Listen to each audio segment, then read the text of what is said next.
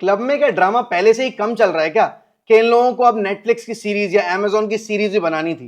भाई मतलब सुनता हूं तो मैं हंसी आती है मुझे कि यूनाइटेड फुटबॉल खेलने के अलावा और फुटबॉल क्लब को इंप्रूव करने के अलावा बाकी सारी चीजें करने पे फोकस रखता है।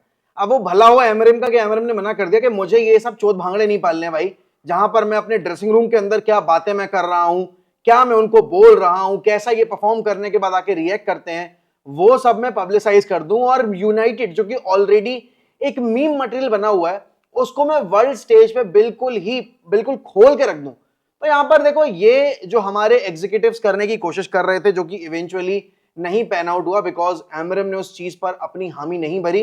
And then definitely dressing room के अंदर की जो पावर है वो आपके मैनेजर के हाथ में होनी चाहिए और अभी उसके हाथ में ही है।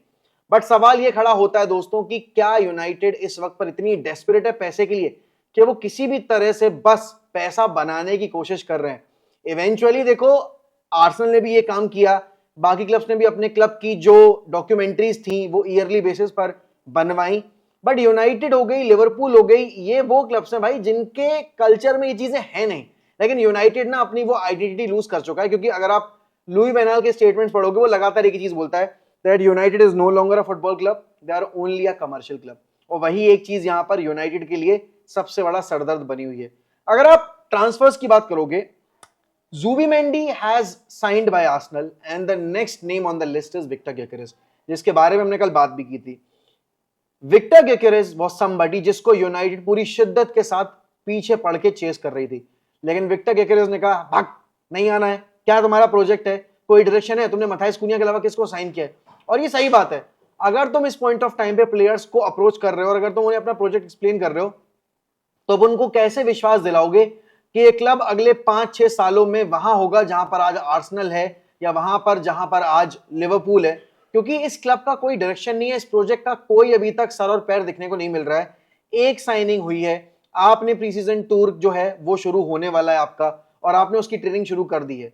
अब अभी तक आपके ब्रायन एम्बेमो की डील पर कोई अपडेट नहीं आया है, और वो छोड़ो, चलो ब्रायन एम्बेमो आए ना आए वो अब अलग बात हो जाती है, उसके अलावा आपका कोई ट्रांसफर टारगेट डिफाइंड नहीं है। गोलकीपर ने आपकी मैया कर रखी है लेकिन आप उसको मूव करने को तैयार नहीं हो। नंबर 9 के तौर पर आप अब किन नामों से लिंक हो रहे हो? Dominic Calvert Lewin, Callum Wilson, Jamie Vardy, मतलब no disrespect to Jamie Vardy, but भाई he is on his last legs and अभी हमें वो प्लेयर चाहिए नहीं जो हमें एक साल ज्वाइन करके अगले साल छोड़ दें। And the funniest of all is मोइसे कीन, क्योंकि अब उनसे भी अनलिंक हो रहे हैं। भाई यूनाइटेड करना क्या चाह रही है? यूनाइटेड मैनेजमेंट का क्या दिमाग घूम गया है क्या? मतलब कोई उनको ये बताए कि लिवरपूल फ्लोरिन वर्थ साइन कर रही है, उनके पास डार्विन न्यूनेज वो उससे मूव करना चाह रहे हैं, उनके पास लुइस डियाज जैसे प्लेयर जैसे वो मूव करना चाह रहे हैं। हमारे पास उस लेवल के छोड़ो, हमारे पास उससे एक लेवल नीचे के भी प्लेयर्स नहीं है, और हम यहां पर अभी भी वही से मिस्टेक कर रहे हैं जो हमने इतने सारे सालों में की कि by signing the average players who won't be providing you the returns जो तुम्हारे बाकी कंपटीशन में बैठी टीमों के प्लेयर्स दे रहे हैं। अगर तुम ऑली वॉटकिंस के लिए डिस्कस करो समझ आता है, अगर तुम यहां पर सेस्को के लिए डिस्कस करो समझ आता है, अगर तुम यहां पर लेट्स से कि मटेटा के लिए या वीसा के लिए डिस्कस करो समझ आता है, तुम अगर क्रिस वुड के लिए भी डिस्कस करो तो समझ पाता है। डोमिनिक कैल्वर्ट लुइन, मतलब Dominic Calvert Lewin on what basis? वो बंदा कर क्या रहा है? आपको अगर प्लेयर उठाने तो कम से कम ऐसे तो उठाओ जो आपको कम से कम एक guaranteed goal amount of goals दे। डोमिनिक कैल्वर्ट लुइन आधा सीजन इंजर्ड होकर बाहर बैठे रहेंगे तो आपको कहां रिटर्न मिलने वाले हैं? भाई मतलब आप एक गुफा से निकल के दूसरे गुफा में अगर जा रहे हो तो फिर आपने रास्ता ढूंढना कहां है बाहर निकलने का? आप तो उसी लूप में फंसे हुए हो। तो ये तो बहुत बड़ी बेवकूफी होगी यूनाइटेड मैनेजमेंट की अगर वो गेकेरेस की डील कंप्लीट होने के बाद बेंजामिन सेस्को को लाने का ऑप्शन एक्सप्लोर करना ही नहीं सोच रहे हैं। भाई ये तो बहुत बड़ा बेवकूफी भरा एक मूव होगा अगर हम डोमिनिक कैल्वर्ट लुइन या मोइसे कीन या हम कैलम विल्सन इन जैसे प्लेयर्स के लिए जाते हैं। हालांकि उस रिपोर्ट में ये बोला गया है कि ये प्लेयर्स के बारे में यूनाइटेड तब सोचेगी जब वो अपने प्राइमरी टारगेट्स को अचीव ना कर पाए। बट भाई क्यों नहीं कर पाए? आप अगर कॉम्प्रोमाइज करो एक पोजीशन पे जहां पर आपको लगता है कि चलो ठीक है हम रह सकते हैं एक साल और बिना उस पोजीशन पे इन्वेस्ट किए, लेकिन हम इस पोजीशन में बिना इन्वेस्ट किए नहीं रह सकते। 5 प्लेयर कोई भी साइन कर लेना समझदारी नहीं होगी, 3 प्लेयर वो साइन करना जो आपको श्योर शॉट रिटर्न देंगे वो जरूरी है। नंबर ऑफ प्लेयर्स आप कभी यहां पर कितने भी ले आओ गारंटी नहीं देने वाले। हाँ वो प्लेयर्स जो कि आपको गारंटीड नंबर्स प्रोवाइड करेंगे आप उनको लेकर अगर सीरियस अप्रोच लोगे तो शायद आपके क्लब का भला हो जाए। एंड वही एक प्रॉब्लम रही है। अगर अगर मैं यहां पर कंपेयर करूं तो गैलेक्टिको एरा में क्या होता था, गैलेक्टिको एरा में आपके फ्लोरेंटिनो पेरेज क्वालिटी पे फोकस करते थे, लेकिन वो ये नहीं देखते थे कि उनके प्रोजेक्ट के लिए वो प्लेयर सही है या नहीं है। उनको बस एक ही चीज थी, मुझे अपना ईगो सेटिस्फाई करना है, मुझे वर्ल्ड लेवल पे ये दिखाना है कि रियल मैड्रिड की क्या पुल पावर है और उसके साथ साथ फ्लोरेंटिनो पेरेज की क्या पुल पावर है। भाई आप देखोगे डेविड बेकहम हो गए, आपके रोनाल्डो हो गए, रॉबर्टो कार्लोस हो गए, फीगो हो गए, जिडान हो गए, इतने राहुल हो गए, ये सारे प्लेयर्स जो खेल रहे थे एक टाइम पे, कलेक्टिव सक्सेस यहां पर वो प्रोवाइड कर ही नहीं पाए जो आपकी ला मासिया ने दी जब आपके बार्सिलोना ने ला मासिया को प्रमोट करना शुरू किया। उसके बाद जब बारसा ने अपना वो मॉडल चेंज कर दिया कि भाई हम लेकर आएंगे तो बड़े नाम लेकर आएंगे, हम यहां लेकर आएंगे कुटिन्यो, हम लेकर आएंगे ग्रीजमैन, हम लेकर आएंगे डेम्बेले, हम और फलाने फलाने प्लेयर्स को मौका देंगे यहां पर। बट सक्सेस कब लौटी वापस कैंप नो पे, जब आपकी बारसा ने वापस से मुंह देखा अपनी अकेडमी का। अब यूनाइटेड के पास अकेडमी से निकलने वाले प्लेयर्स वो है नहीं जो आपको उस लेवल का सक्सेस प्रोवाइड कर पाए, लेकिन उनके पास अभी भी जो लिस्ट पर नाम है वो ऐसे तो हैं कि कम से कम वो उनके इस प्रोजेक्ट को डायरेक्शन देकर टॉप 5 टॉप 6 क्लब बना पाएंगे।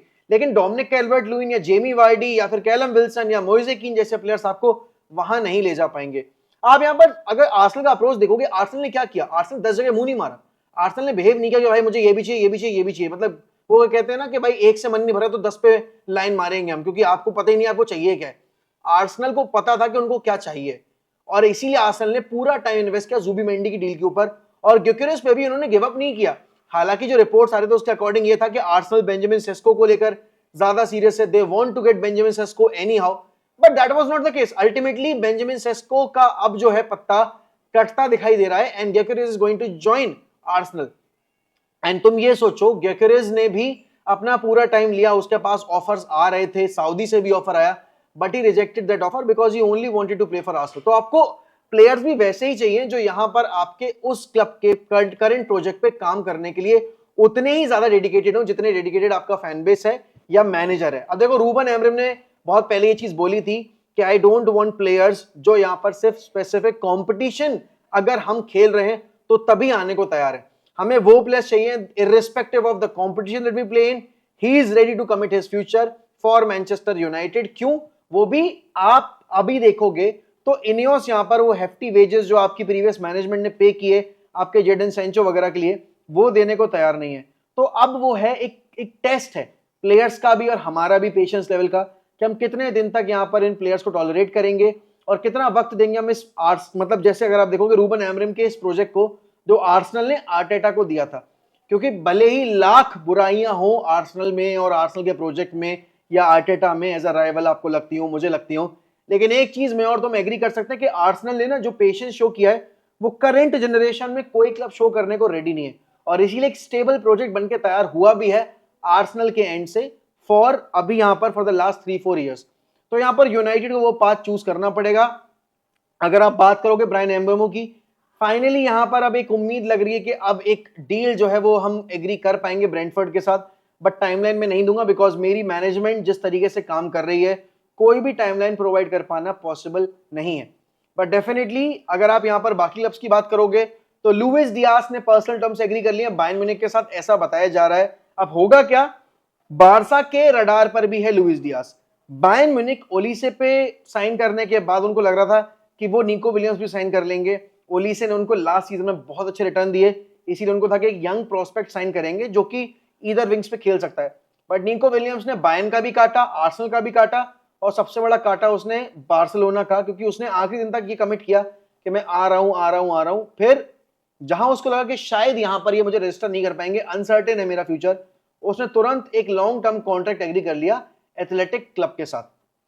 अब क्योंकि ये डील कोलैप्स कर गई है तो बायर्न के रडार पर था लुइस डियास, और बारसा का भी सेकंड ऑप्शन अगर आप देखोगे इस पोजीशन के लिए वाज लुइस डियास। तो डेफिनेटली यहां पर अब अगर Luis Diaz is agreed personal terms with Bayern Munich, जो कि बिल्ड की रिपोर्ट है, आपके क्रिश्चियन फाक ये जो रिपोर्ट है वो करते हैं होल्ड, तो हाँ मतलब एक पॉसिबिलिटी जरूर बन सकती है कि शायद यहां पर लिवरपूल बायर्न म्यूनिख को लुइस डियास भेज दे, और उस केस में बार्सिलोना को शायद फिर मजबूरी में रैशफोर्ड को उठाना पड़ेगा। उनकी मजबूरी होगी लेकिन हमारे लिए एक ब्लेसिंग होगी, क्योंकि हम अगर अपना प्लेयर ऑफलोड कर पाए एक अच्छे प्राइस ब्रैकेट पे, वो भी उसके वेजेस वगैरह सेटिस्फाई हो जाए, पूरे नहीं होंगे, he'll have to take a wage cut, but definitely यहाँ पर एक अच्छी डील हम निकाल सकते हैं। जेडन सैंचो की डील अभी भी अगर आप देखोगे तो रुकी पड़ी है, क्योंकि यूवेंटस यहाँ पर अभी भी डिसाइड करेगी कि एक्चुअल वेज कितना देना है यहाँ पर जेडन सैंचो को, एंड डेफिनेटली उस पूरी डील में सबसे बड़ा रोल होगा यहाँ पर लुइस डियाज का, डगलस लुइस का, क्योंकि डगलस लुइस वो खिलाड़ी हैं जो कि यूनाइटेड